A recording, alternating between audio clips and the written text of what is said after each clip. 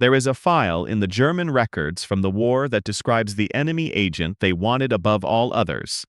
It does not give a name. It describes a woman who walks with a limp. They spent 2 years and enormous resources trying to find her. They never did. So let us find out together who she really was and why an entire war machine was so afraid of her. To understand how a woman ended up at the top of a Nazi most wanted list, you have to go back to a farm in Maryland and to a girl who never quite fit the life she was born into. Virginia Hall was born on the 6th of April, 1906, in Baltimore, into a family that had money and all the comfort that came with it. Her father, Edwin Lee Hall, known to everyone as Ned, was a banker. Her mother, Barbara, had once been his secretary, and she had married up, and she never quite forgot it.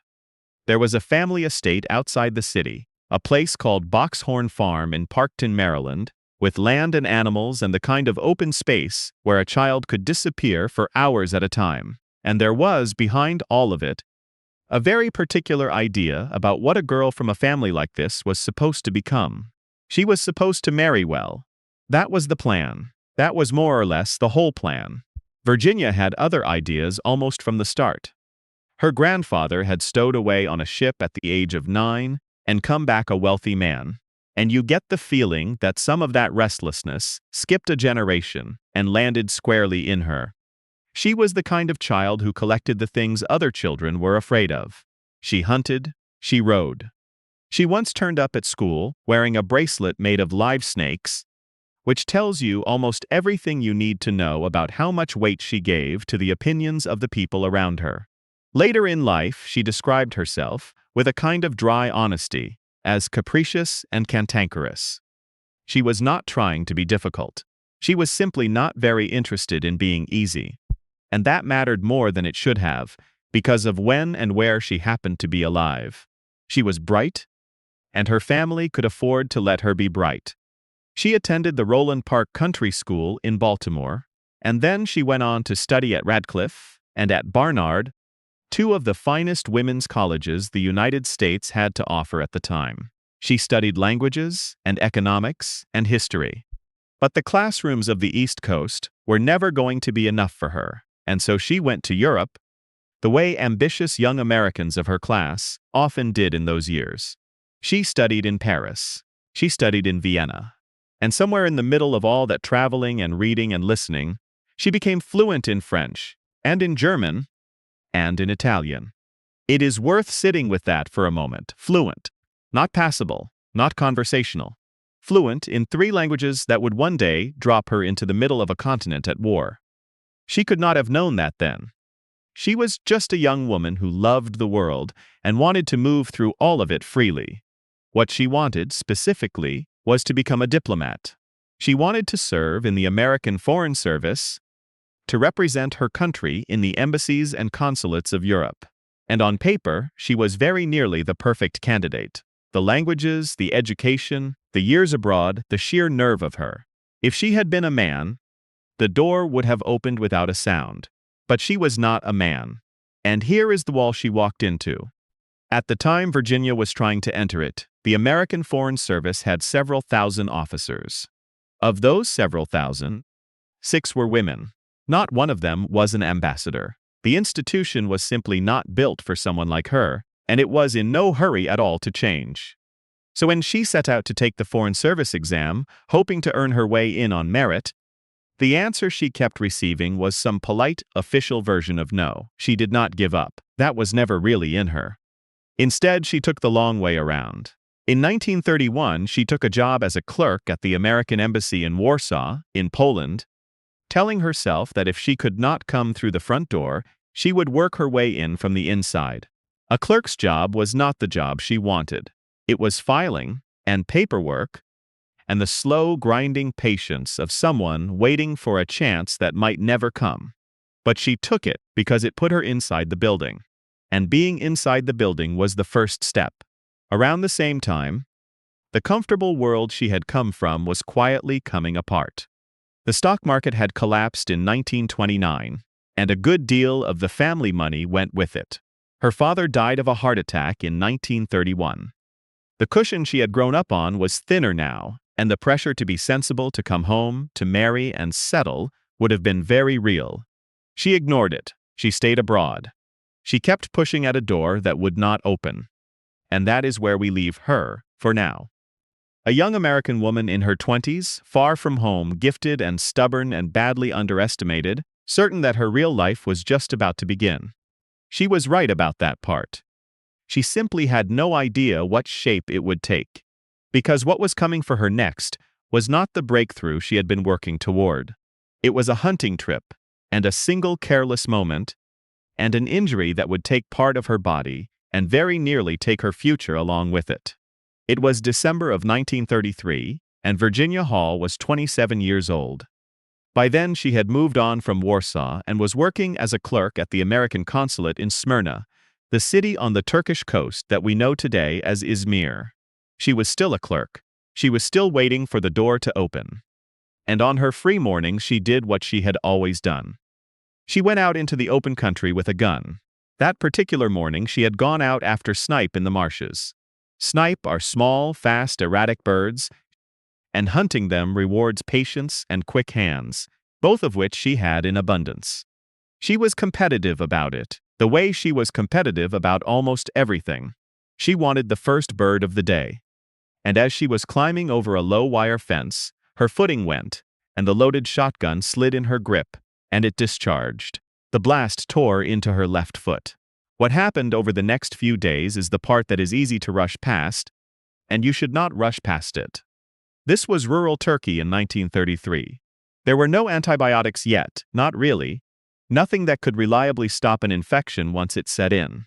By the time her companions got her to help, the wound had begun to turn, and then it began to turn fast. Gangrene crept up through the foot and into the lower leg, and the doctors faced the only decision left to them. To save her life, they took the leg just below the knee. Even then, it was close. The infection had spread far enough that for a while it was not at all certain she would survive it. There is an account, told and retold over the years, that during the worst of the fever she had a vision of her late father, who had died only 2 years before, and that he told her she still had work to do. Whether that happened exactly that way, no one can really say. Fever does strange things, and stories grow softer and more shapely with time. But what is not in doubt is that she came back from the edge of dying, and that when she did, part of her was simply gone. She was fitted with a prosthetic leg. It was a heavy primitive thing for the time, wood and metal, weighing close to 8 pounds, strapped to what remained of her thigh. To walk on it, she had to swing the whole limb forward from the hip with each step, which gave her a distinctive, rolling gait, a limp she could not disguise no matter how she tried. For most people, that would have been the headline of the rest of their life. The thing they apologized for. The thing they hid. Virginia gave it a name. She called it Cuthbert. And that one small detail tells you more about her than almost anything else. She did not treat the leg as a wound to be mourned. She treated it as a slightly ridiculous companion, gave it a stuffy, old-fashioned English name, and got on with the business of learning to live alongside it. Back at the family farm in Parkton, Maryland, she taught herself to walk again, then to ride again, then to do nearly everything she had done before. It is not that the loss did not cost her. It is that she refused to let it be the most interesting thing about her. There is a kind of strength in that which is very hard to teach and very easy to underestimate. What she could not overcome was a single line of regulation. She had recovered. She had gone back to work, posted to Venice, and later to Tallinn, in Estonia, refusing special treatment and working, if anything, harder than before to prove the leg changed nothing. And she still wanted the same thing she had always wanted. She wanted to be a Foreign Service officer. She wanted to finally walk through that front door. But somewhere in the rulebook of the United States State Department was a clause stating that any candidate who had undergone amputation of any portion of a limb was disqualified from the diplomatic corps. It did not matter how many languages she spoke. It did not matter that she was already doing the work. The rule did not see her. It saw only the missing piece of her leg. She fought it. She appealed as high as she could reach, arguing her case to anyone in Washington who might listen. And the answer that came back, after all of it, was still no. Sit with the shape of that for a second. The institution had rejected her once for being a woman. Now it rejected her a second time.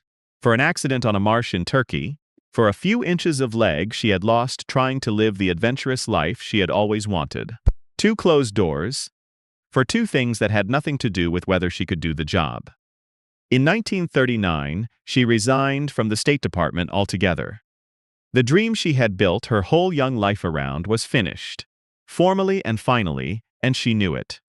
She was 33 years old, walking on a wooden leg named Cuthbert, with no career and no clear path forward, in a Europe that was about to set itself on fire. And it was precisely that fire, as it turned out, that would finally give her a way in. When the Second World War arrived, Virginia Hall did not go home. She had given up her career, but she had not given up on France, and France was where she was when the fighting began.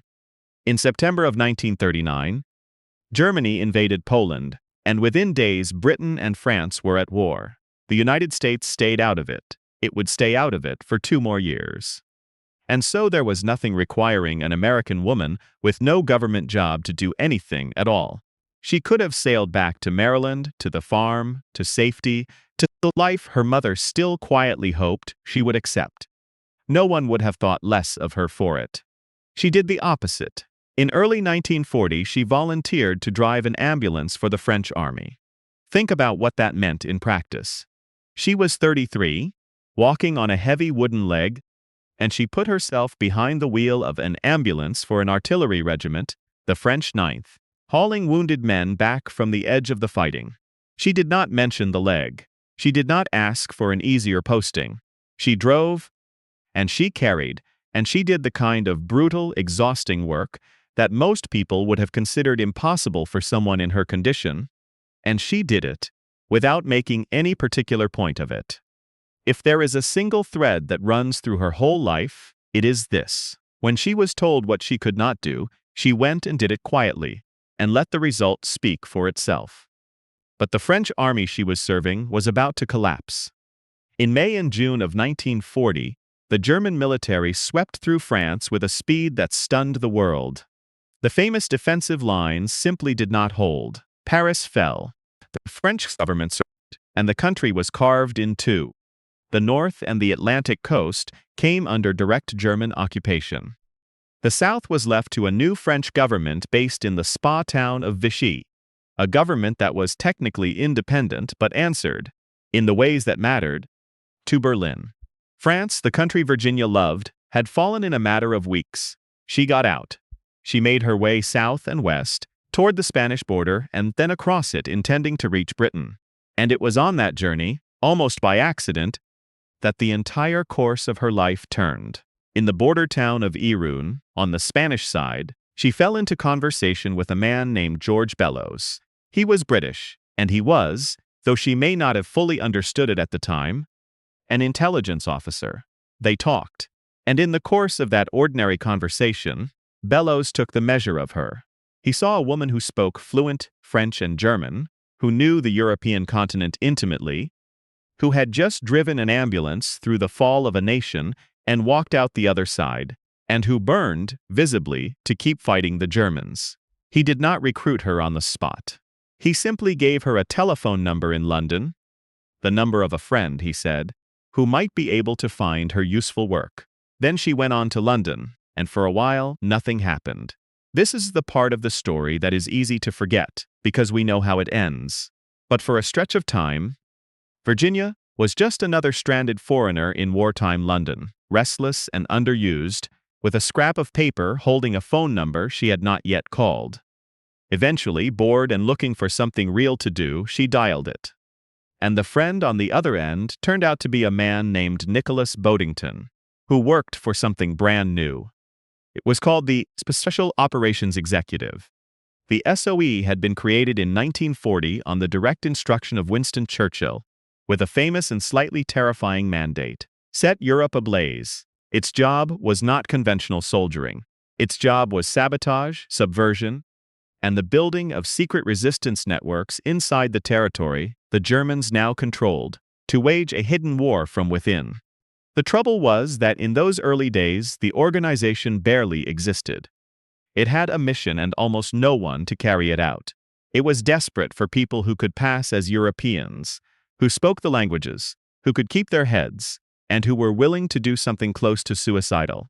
And here, finally, was the strange mercy in everything that had gone wrong for her.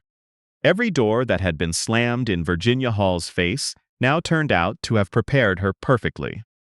The languages she had studied for a diplomatic career she would never have, the years of moving through European cities, the nerve she had shown driving that ambulance. Even the rejections themselves, the long education in being underestimated, had taught her something useful, because a woman that no one took seriously was a woman who'd move through a checkpoint without raising an eyebrow. In April of 1941, Virginia Hall joined the Special Operations Executive. She was an American, from a country not yet even in the war, signing on with a British Secret Service to be dropped into enemy-held France. There was no precedent for it. There was barely a training program. But the door that had stayed shut for her entire adult life had finally opened, and it opened onto something no diplomatic posting could ever have given her. It opened onto the most dangerous work of her life. On the 23rd of August, 1941, Virginia Hall arrived in Vichy, France. She came in not by parachute, the way many agents would later, but quietly, openly, on her own 2 feet. One of them would. And she came in carrying a story about who she was. The story was this.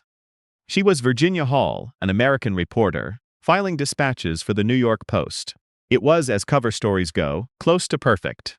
The United States was still neutral, which meant an American journalist could move around Vichy, France more or less freely, asking questions, talking to people, taking notes without any of it seeming strange.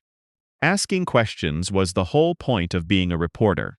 It was also the whole point of being a spy. And she actually wrote the articles. She filed real pieces back to the paper, ordinary wartime color from the south of France, so that anyone who checked would find exactly what they expected to find. The cover was not a flimsy thing she hid behind. It was a life she lived in public while doing something else entirely underneath it.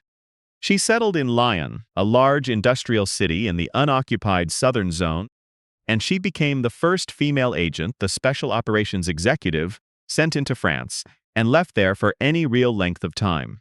That distinction sounds like a small piece of administrative trivia. It is not. It meant she was building something close to from nothing. In a country crawling with informers, with no one above her in the field, and very little she could rely on. What she built came to be called the Heckler Network. And to understand what she actually did, you have to set aside the idea of a spy as someone who steals documents and slips through shadows.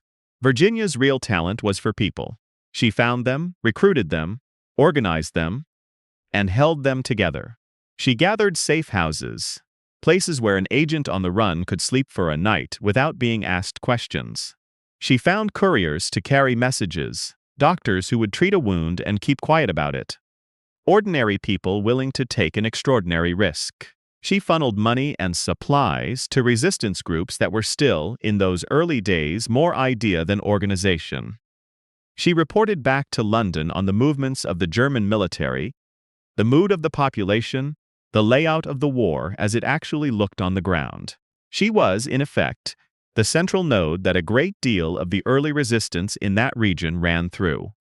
Some of the people she leaned on were exactly the people respectable society pretended not to see. One of her most valuable allies in Lyon was a woman named Germaine Guérin, who ran a brothel. And there was a cold logic to that partnership that Virginia understood perfectly. A brothel was a place where German officers came to relax and to talk, often more freely than they should have. And the women who worked there heard a great deal. It was a place where a stranger could come and go at odd hours without anyone thinking twice. Virginia did not flinch at any of it. She had spent her whole life being told who counted and who did not, and she had learned to ignore the lesson. She judged people by whether they were useful and whether they were brave, and on those terms, the women of that house were both. One of the things she became known for was helping men disappear. Allied airmen who had been shot down over France, soldiers who had escaped from prison camps, agents whose cover had collapsed, all of them needed a way out of the country, and the route ran south, toward the Spanish border and freedom.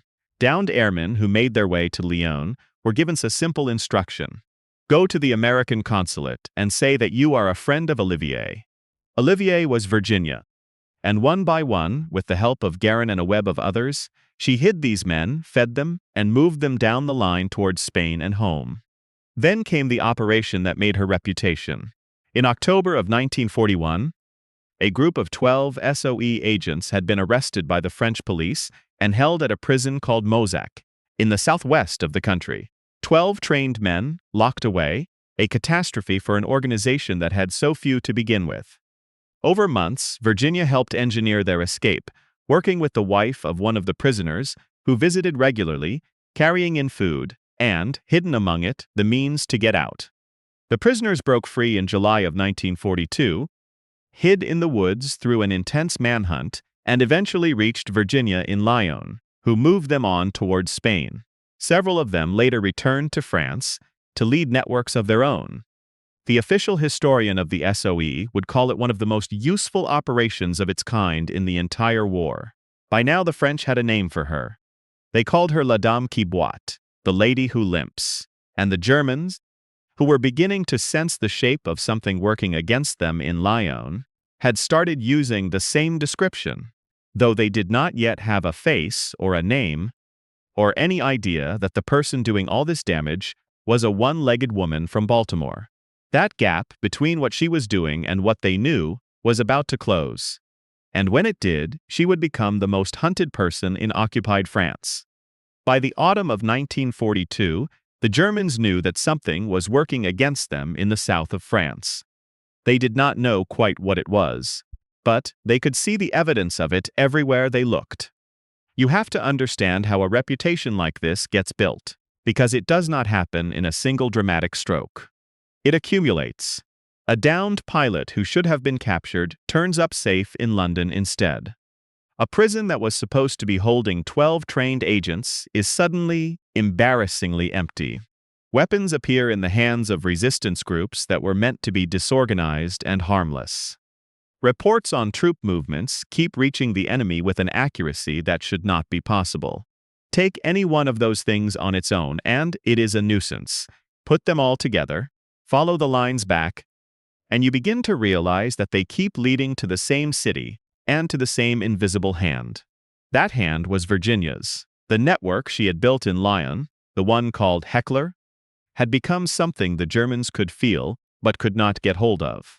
One of her key people was a doctor named Jean Rousset, who set up a clinic and even arranged to hide escaping men inside a mental asylum, a place no one would think to search. Germaine Guerin and her house were still feeding her information. Courriers, safe houses, money, forged papers, escape lines running south toward the border. It was, by any measure, one of the most productive resistance operations in the whole of France, and every single piece of it raised the odds that one day someone would be caught, or break, or be turned, and the whole structure would come apart and take her down with it. Because that was the arithmetic she lived inside every day. Of the more than 400 agents the British eventually sent into France, roughly 1 in 4 never came back. They were captured, tortured for what they knew, and very often killed. Virginia understood this completely. Every agent arrested anywhere in the network was a thread that might, under enough pain, lead back to the limping lady in Lyon. The German response, when it came, told her exactly how much they had come to fear her. The Gestapo, the German secret police, began circulating wanted posters across occupied France. They carried a drawing of her face, or a version of her face, above a line that has echoed down the decades since. The enemy's most dangerous spy. We must find and destroy her. Sit with that word destroy for a moment. Not arrest, not capture, destroy. That is not the language anyone uses about a clerk or a journalist. That is the language of an enemy who has decided you are worth any amount of effort to wipe off the face of the earth. The man whose name became attached to the hunt was Klaus Barbie, the head of the Gestapo in Lyon. History would come to know him as the Butcher of Lyon. For the thousands of Jews and resistance members he personally sent to torture, to the camps, and to death. He was, by any honest account, one of the genuinely monstrous figures of the occupation, and by most tellings, catching the limping lady became something close to a personal obsession for him. There is a line attributed to him, repeated often over the years, in which he supposedly raged that he would give anything to get his hands on that limping Canadian woman. Whether he ever said it in exactly those words, no one can be sure. But the detail buried inside it is the part worth keeping. He thought she was Canadian. After all of it, all the posters, all the informants, all the effort, the most feared spy hunter in the region never learned her real name and never once worked out that she was an American. What he had instead were traitors, and they were the real danger. The Germans had flooded the southern zone with agents and informants, and they were patient, and they were very good at it. Around this time, a man came into Virginia's orbit who would do real harm, a priest named Robert Alesh. He presented himself as a member of another resistance network, arriving with intelligence that seemed almost too good, offering his help. Something about him bothered her from the start. She could not prove anything, but the instinct was there, and the instinct was right. Alesh was working for the Germans, and he was exactly the kind of quiet rot that brought whole networks down from the inside. Then, in early November of 1942, the ground shifted under her completely. American and British forces landed in North Africa, and everyone in the south of France understood at once what that meant for them. In retaliation, Germany would tear up the polite fiction of the unoccupied zone and march its army straight into the south, into Vichy, into Lyon. On the 7th of November, a contact at the American consulate gave Virginia the warning to her face. The occupation was coming. The quiet police arrangements that had kept her a step ahead would evaporate overnight, and Klaus Barbie would have the run of the city. She had at the very most a matter of hours. She did not tell her closest people she was leaving. She did not say goodbye to Rousset or to Guérin, or to any of the others who had risked everything beside her. There was no time, and goodbyes were a luxury that got people killed. She simply gathered what little she could carry and disappeared, turning south toward the one way out that was still open to her. It ran straight up into the mountains in the dead of winter on a leg made of wood. There are moments in a person's life that sound, when you say them out loud, almost too large to be real.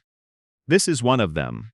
A woman walked across the Pyrenees in winter, on foot, with the Gestapo behind her and half of one leg made of wood. And the remarkable thing is how matter-of-fact she was about it, both then and for the rest of her life. She did not go straight up the mountains from Lyon. First, she had to get south, toward the border, and that meant trains, and trains meant checkpoints, and checkpoints meant a wanted woman moving through a country that was now fully under German control. She made it to the foothills, to the last towns, before the mountains rise up and become the natural wall between France and Spain. And there she joined a small group of other people trying to do the same desperate thing she was, slip out of occupied France into neutral territory, guided by men who knew the smuggling routes through the high passes. The guides, when they saw her, did not want to take her. You can understand their thinking, even if it is hard to forgive. The crossing was punishing fit young men. It ran something like 50 miles through the mountains, climbing to a pass somewhere around 7,500 feet in November, in deep snow and bitter cold. To bring along a woman was in their eyes a risk. To bring along a woman with a wooden leg was, to them, very close to madness. She would slow the group, they thought. She would not make it, and she might get all of them caught or killed in the attempt. She went anyway. She gave them no real choice in it. And then she did the thing she had spent her whole life doing, which was to take what everyone assumed was impossible for her and simply grindingly do it. Try to actually picture the walk. The prosthetic she wore, the one she called Cuthbert, was a heavy contraption of wood and metal, and it was never designed for anything like this. It did not bend and flex the way a living foot does. On the steep ground, it had to be swung and planted with every step, And on the descents, it slammed into the stump of her leg with each downward stride, over and over for 3 days. The cold worked into the joint of it. The straps cut. By the accounts that survive, the stump was rubbed raw and bleeding before the worst of it was even over. She walked through that. She walked through it for 50 miles in 3 days, much of it in snow, much of it at altitude, where the air thins and every step costs more than it should.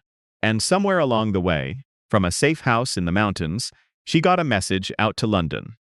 It is the single most famous moment in her whole story, and it is famous because it is funny, in the bone-dry way that the bravest people are sometimes funny about the worst things. She radioed in to report that she was all right, but that Cuthbert was giving her trouble. She meant the leg. She meant that her wooden leg was tearing her apart on the mountain. But the people receiving the message in London did not know that Cuthbert was a leg. They assumed Cuthbert was a person, some agent or contact slowing her down. And so the reply came back in complete seriousness. If Cuthbert is giving you difficulty, have him eliminated. She kept walking. There was nothing else to do but keep walking. She made it across. She came down out of the mountains and into Spain, having done a thing that her guides had been certain she could not do, having outlasted men with 2 good legs and a head start of fitness on her. And then, in one of those bitter little ironies that real life is so full of, the first thing that happened to her on the far side was that she was arrested. She had crossed the border illegally, which on paper she had, and the Spanish authorities threw her into prison for it. After everything, the mountains and the cold and the Gestapo at her back, she ended up in a cell in a neutral country because her paperwork was not in order. It did not hold her long. The American consulate intervened and got her released, and eventually she made her way back to London, alive, when by every reasonable expectation she should not have been. But here is the part that tells you who she truly was. Almost the moment she was safe, she wanted to go back into France, back into the work. And the British would not let her. Her own spymasters, the people who had sent her in the first place, told her no. She was too well known now. Her face was on the posters. The Germans had a description, a reputation, an obsession. To send the limping lady back into France, they decided, would be to send her to her death. It would be a suicide mission and they would not sign off on it. A lesser story would end there. Hers did not. Because Virginia Hall had no intention of sitting out the rest of the war in London, and if the British would not send her back, she would simply find someone who would. The British said no, and they had their reasons. So Virginia went and found a country that would say yes. By now, the United States was in the war. After the attack on Pearl Harbor at the end of 1941, America had developed its own appetite for secret operations in Europe, and it had built its own organization to run them, the Office of Strategic Services, the rough American cousin of the British service she had worked for. They were hungry for experienced people, and there were very few people anywhere more experienced than Virginia Hall. She had already done the thing they were only just beginning to attempt. She had lived behind enemy lines for 15 months and walked out over a frozen mountain range. To the Americans, she was not a liability. She was exactly what they had been looking for. She trained as a wireless operator, learning to send and receive in Morse code, which happened to be one of the most dangerous jobs in the entire underground war. The Germans had equipment that could detect a radio signal, fix its location, and have soldiers at the door of the transmitting agent within minutes. Wireless operators in occupied France had a life expectancy measured in weeks. Virginia knew that, as well as anyone alive. She trained for it anyway, and in 1944 she went back into France, into a country that wanted her dead more than ever before. This time there was no diplomatic cover, no American journalist with press credentials to hide behind. This time she went in dark. In the early spring of 1944, she was put ashore on the coast of Brittany from a British boat in the night, an aging woman in worn clothes wading out of the surf with a battered suitcase. And the disguise she had built for herself was a small masterpiece of self-erasure. She had let her hair go gray and dressed it to look older than her years. She had learned from a makeup artist how to draw the lines of age onto her own face. By some accounts, she even had a dentist grind down her teeth, so they would pass for the worn teeth of a French peasant woman who had never had money for a dentist in her life. She shuffled. She stooped. She changed the entire way she carried her body, partly to sell the character, and partly to hide the one thing that could give her away in an instant: the limp. The thing the wanted posters had been built around. She turned herself into an old farm woman in the high country of central France. In the region of the Haute-Loire, she tended animals. She walked goats across the fields. She carried milk and cheese to market, and as she sold it, she listened, because German soldiers talked in front of an old peasant woman the way people talk in front of furniture. They did not see her at all. That was the whole point of her. And then she would make her way back to wherever she was hiding, and she would pull out her radio, and she would tell London everything she had heard. There is a painting that hangs in the headquarters of the Central Intelligence Agency to this day showing her doing exactly that. Transmitting from a barn, the power for her radio coming from a bicycle rigged to drive a small generator. Hold that image in your mind for a second. The most wanted woman in France, dressed as a milkmaid, sending intelligence to London on electricity made by a bicycle in a barn. But by 1944, her job was no longer just to gather information. It was to build an army out of farmers. The resistance fighters of the countryside, the men who took to the hills and the forests rather than live under the occupation, were called the Maquis, and Virginia's task was to find them, organize them, arm them, and aim them. She called in parachute drops in the dark, whole loads of weapons and explosives and cash drifting down out of the night sky into fields she had chosen herself. She helped train and equip these fighters, several battalions of them, and then she pointed them at the German war machine.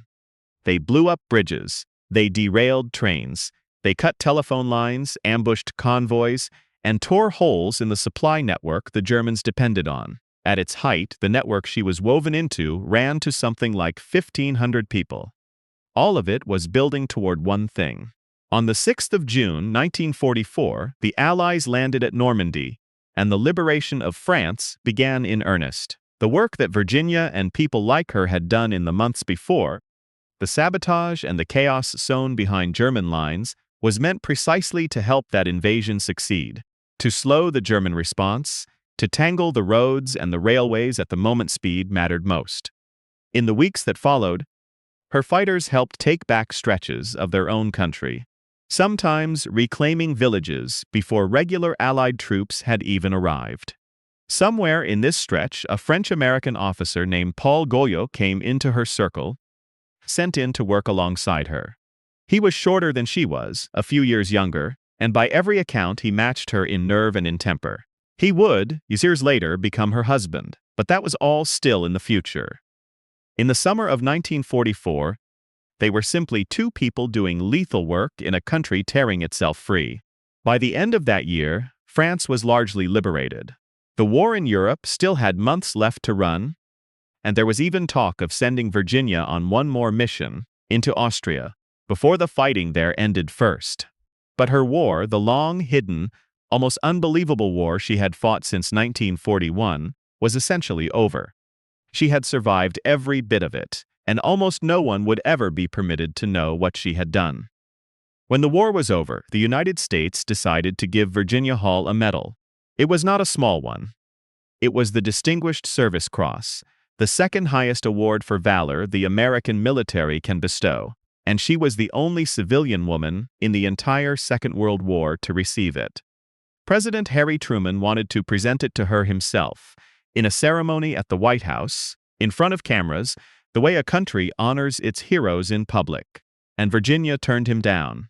She intended to keep working in intelligence, and a public ceremony meant a public face and a public name. And a public name was the one thing a spy can never afford. So instead, the medal was handed to her in a small private room by the head of the Wartime Intelligence Service, with almost no one there to see it. The most decorated civilian woman of the war accepted the honor quietly and went home, and the world was told nothing. After it was over, she went back to Lyon. She wanted to know what had happened to the people who had risked everything for her, the network she had vanished from, in a matter of hours back in 1942. Some of the news was bearable. Germaine Guerin and the doctor Jean Rousset had both been captured and sent to the concentration camps, and both, against the odds, had survived. But much of it was not bearable at all. Several of the men she had been closest to, men she sometimes called her nephews, had been executed at Buchenwald. The priest, Robert Alesch, the traitor whose presence had bothered her from the start, was eventually caught and tried and put to death for what he had done. She arranged what compensation she could for Guerin from the British government. Most of the others received nothing but their freedom and their grief. There were no clean victories in any of it. There rarely are. And then the strangest part of her story began, which is the part where the world simply went back to underestimating her. When the wartime service was folded into a new permanent organization, the Central Intelligence Agency, Virginia joined it. She was one of the first women to do so, and she carried into it more genuine field experience than almost any man in the building. She had run networks. She had survived behind enemy lines longer than nearly anyone. She had done the real thing, again and again, and it did not matter. The same wall she had hit as a young woman in the diplomatic corps was waiting for her in the corridors of American intelligence. They did not know what to do with a woman like her, so they put her behind a desk. She spent years as an analyst, passed over for promotion after promotion, watching less experienced men move up around her. The most dangerous spy the Gestapo had ever hunted finished her career filing reports in an office in Washington, until she reached the age of mandatory retirement in 1966 and was let go. There was, at least, some private happiness in those later years. A French-American officer named Paul Goyot, the man who had come into her circle in the last summer of the war, stayed in her life, and the two of them eventually married. Her family did not entirely approve, and so, in a habit that had by then become second nature to her, she simply kept the relationship quiet for years. She had spent so long keeping secrets that keeping one more, even a happy one, cost her almost nothing. She left no memoir. She gave no interviews. She spoke almost nothing of her war, even to her own relatives, who would later say they had only the faintest idea of what their aunt had actually done. Part of that was the discipline of a lifetime in the shadows, but part of it was something quieter and sadder. She had watched too many people die for talking too much, and silence had become the way she honored them. When her niece saw her after the war, she remembered a woman who had come home pale, with white hair and worn-out clothes, carrying a story she would not tell. Virginia Hall died on the 8th of July, 1982, and she was buried in a family plot at a cemetery in Baltimore, a short distance from the farm where the whole improbable life had started. The newspapers barely noticed, which brings us back to where we began. To a file in the German records that described the enemy they wanted above all others and could not name. A woman who walked with a limp.